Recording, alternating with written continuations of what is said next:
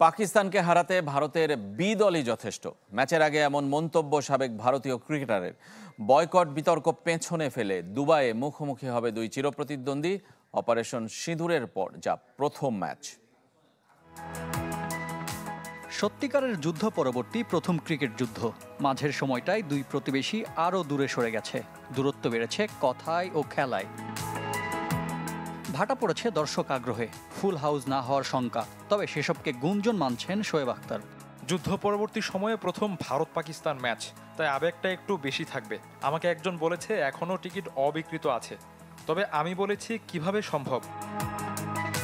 শোয়েব আখতারের কাছে যা আবেগের বাড়াবাড়ি, সেটি ভারতীয় হিন্দুত্ববাদী সংগঠন শিবসেনার কাছে দেশপ্রেম।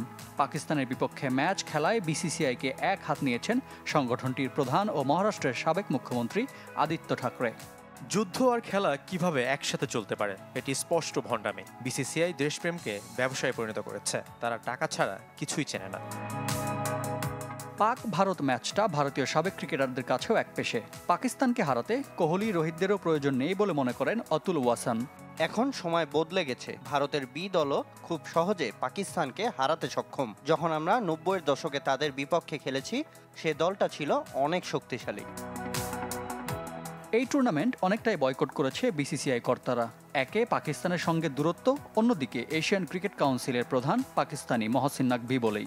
এশিয়ান ক্রিকেট কাউন্সিলের সহসভাপতি হিসেবে মাঠে থাকার কথা রাজীব শুক্লার। রিফাত হোসেন, চ্যানেল 24।